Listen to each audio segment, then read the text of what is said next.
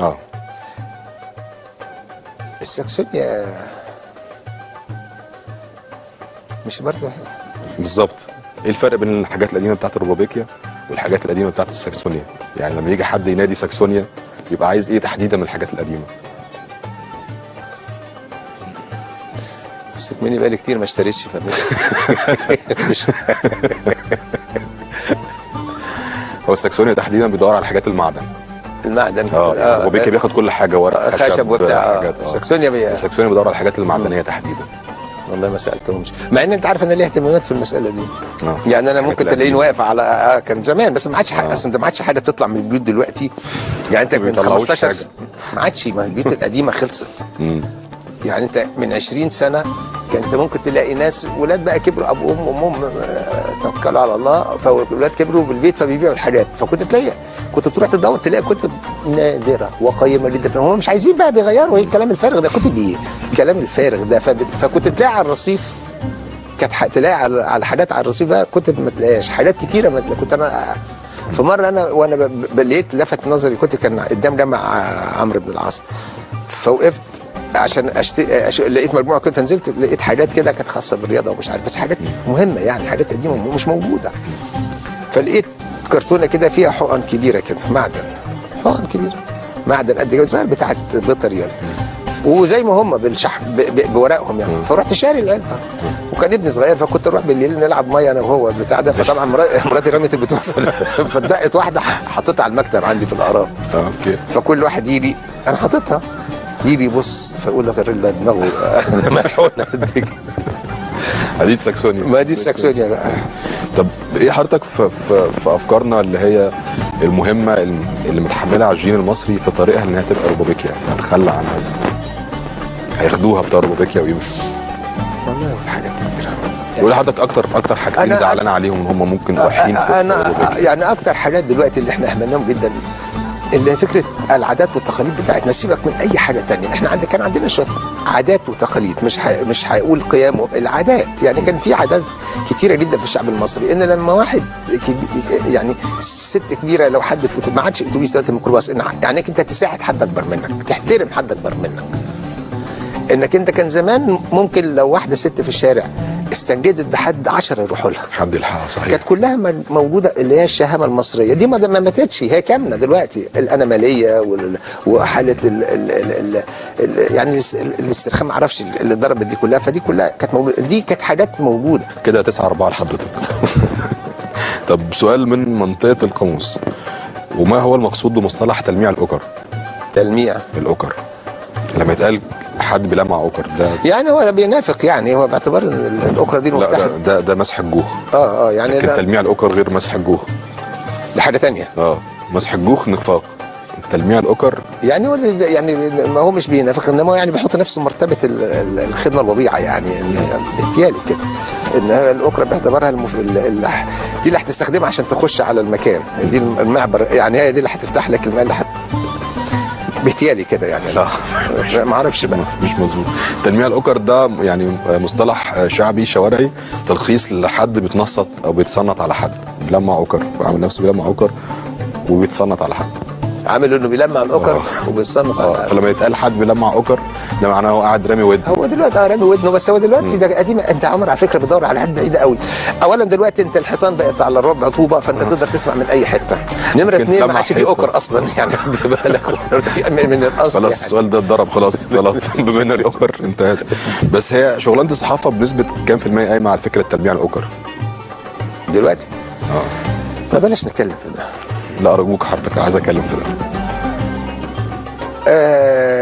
المسألة يعني، ما هو انت لما يبقى في حالة في الشارع، في حالة من الفوضى، لازم تمتد لكل النواحي.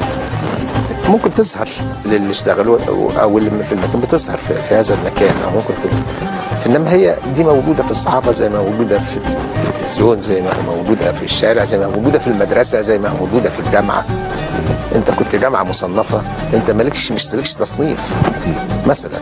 فالنهارده فكره تلميع الاوكر يعني مش في الصحافه، اللي موجود في الصحافه هو جزء من موجود في المجتمع، لان اواني مستطرقه، كله دلوقتي بيكب على بعضه، يعني كله بيعمل على بعضه، ما هيش حاجه مختصه بحاجه. لان لو كان كل الحتت مظبوطه كان صعب ان حد يلمع اكره في الصحافه، وكان صعب حد يعمل اي حاجه في حته. مظبوط. انما لما تبقى كلها زيطه كله بيلمع اكره في كل حته. تمام. احنا عايزين 8 مليار اكره عشان خاطر الاكره اتبرد. طيب السؤال الاخير اسمه السؤال السريع، ونرجع للصحافه تاني. هقول لحضرتك اسم الكاتب وتقول لي اسم المقال اليومي او العمود بتاعه اسمه ايه.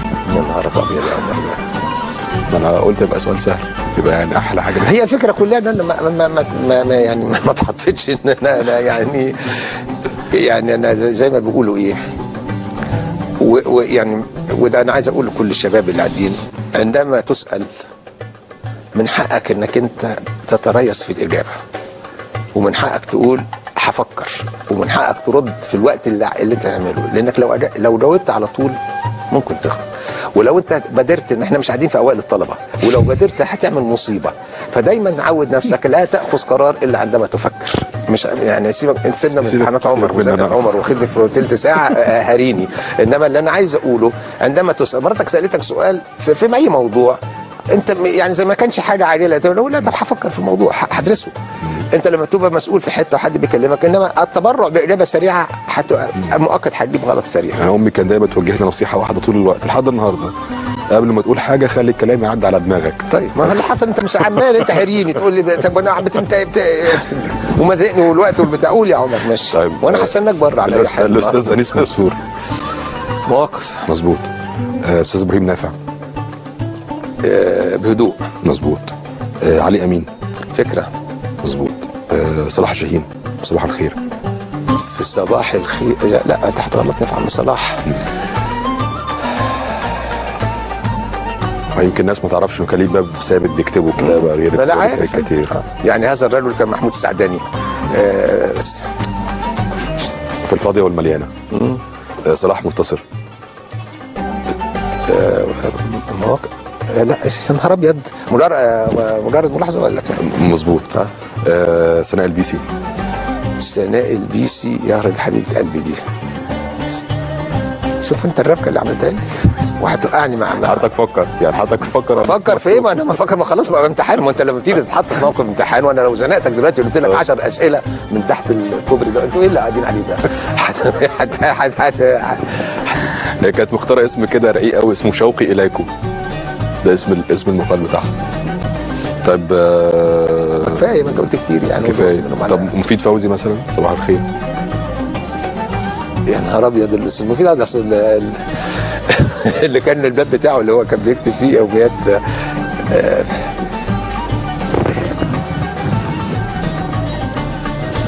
طارق. سماعي. طيب انا خلاص الاسئله، هو يعني واقعيا حضرتك جاوبت على عدد قليل جدا من الاسئله. ماشي. بس انا يعني استفدت منك بحاجات اكتر من الاسئله دي. لا جاوبت على بتاع دي كتير. وجاوبت على حاجات انا لما تبقى قايل 10 حاجات هو المفروض السؤال 4. واحنا كنا 9-4 لحضرتك اصلا من شويه. طيب ماشي. السؤال ده كده بقينا 10-4. وانا استمتعت جدا بحضرتك النهارده واستفدت وتعلمت كالعاده. لا وحضرتك يعني بجد يعني كنت اديتنا درس في فكره المصري الاصلي، يعني اتعلمنا منها حاجات مفيده فعلا يعني. هي انا ما اعرفش يا عمر، يعني المفروض انت واحد زيك بيفكر كويس يعني، والناس. وبعدين دي على فكره مسؤوليه يعني انتوا واللي اصغر منكم واللي اكبر كده. ازاي نرجع ده، خاصه ان احنا جوانا البذره الطيبه دي. صحيح. دي نمره 1. نمره 2، انت مش يعني انا شخصيا بقرا ان الشعب المصري عبقري، حقيقه الامر عبقري. تجده عندما تكون هنالك في اشكاليه، لما تبقى في فعلا حاجه بقى هتلاقيه بيظهر جميل.